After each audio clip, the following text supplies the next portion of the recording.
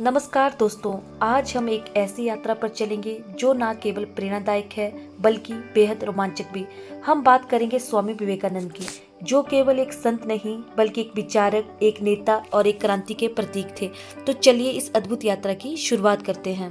हमारी कहानी शुरू होती है 12 जनवरी 1863 को, जब कोलकाता में एक छोटे से लड़के नरेंद्र नाथ दत्त का जन्म हुआ।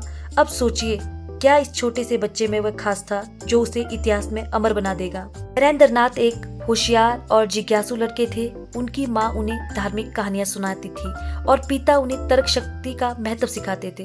तो कहिए, क्या शानदार कॉम्बिनेशन है, माँ की भक्ति और पिता का ज्ञान।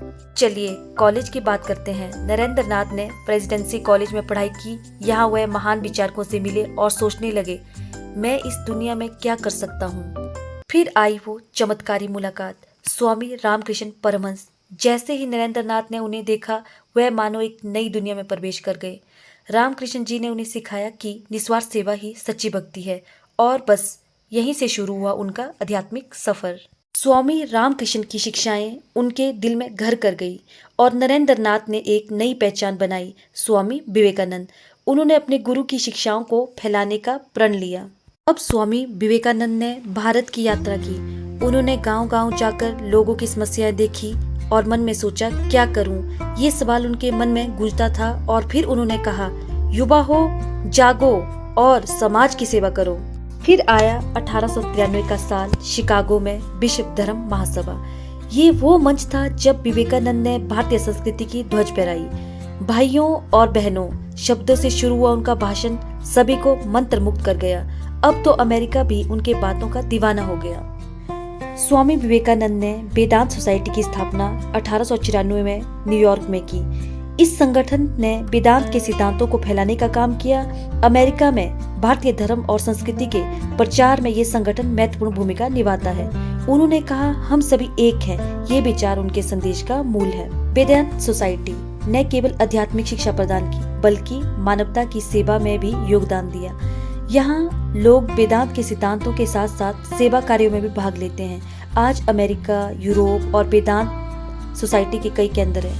स्वामी विवेकानंद का मानना था कि राजनीति और धर्म एक दूसरे के जुड़े हुए हैं। उन्होंने कहा कि एक राष्ट्र को मजबूत करने के लिए उससे लोगों का आध्यात्मिक और नैतिक रूप से सशक्त होना आवश्यक है। उनका ये विचार भारतीय स्वतंत्रता संग्राम में महत्वपूर्ण था।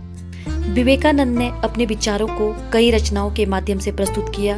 उनके कुछ महत्वपूर्ण राजनीतिक ग्रंथ हैं, जैसे 1896 में राजनीति और नैतिकता। इस पुस्तक में विवेकानंद ने राजनीति के साथ नैतिकता के जुड़ाव पर जोर दिया। उन्होंने कहा कि बिना नैतिकता के राजनीति केवल स्वार्थ का खेल बन जाती है। सेकंड बुक 1895 की भारतीय संस्कृति। इस ग्रंथ में उन्होंने भारतीय संस्कृति और उसके मूल तत्वों का वर्णन किया। उनका मानना था कि भारतीय संस्कृति की नींव आध्यात्मिकता पर आधारित है। तीसरी 1901 में लिखी गई संस्कृति और धर्म।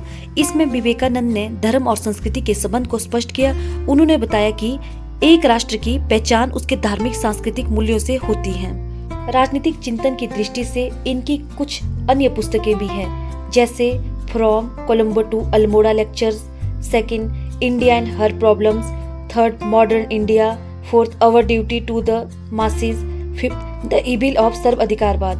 अन्य रचनाओं में the mission of Vedanta, Maya and illusion, the cycle of caste for youngster. Swami Vivekananda ने रामकृष्ण मिशन की स्थापना 1897 में की, जिसका उद्देश्य समाज के कमजोर वर्गों की सेवा करना और उन्हें सशक्त बनाना था। मिशन ने शिक्षा, स्वास्थ्य सेवाओं और समाज सेवा के क्षेत्र में काम किया। लेकिन अफसोस, स्वामी विवेकानंद का जीवन केवल 39 वर्ष का था।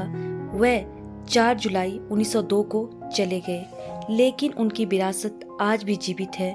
उनकी शिक्षाएं और विचार हमें प्रेरित करते हैं। स्वामी विवेकानंद का संदेश आज भी हमारे दिलों में गूंजता है। उन्होंने कहा, उठो, जागो और तब तक मत रुको जब तक लक्ष्य प्राप्त ना हो जाए। 1984 में भारत सरकार ने उनके विचारों और योगदान को सम्मानित करते हुए इस दिन को राष्ट्रीय युवा दिवस के रूप में मनाने की घोषणा की।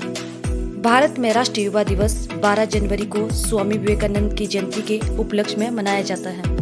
तो दोस्तों, इस प्रेरणा के साथ चलिए हम भी अपने जीवन में सकारात्मक बदलाव लाते हैं। अगर आपको ये वीडियो पसंद आया हो तो हमारे चैनल को सब्सक्राइब करें, लाइक करें और शेयर करें।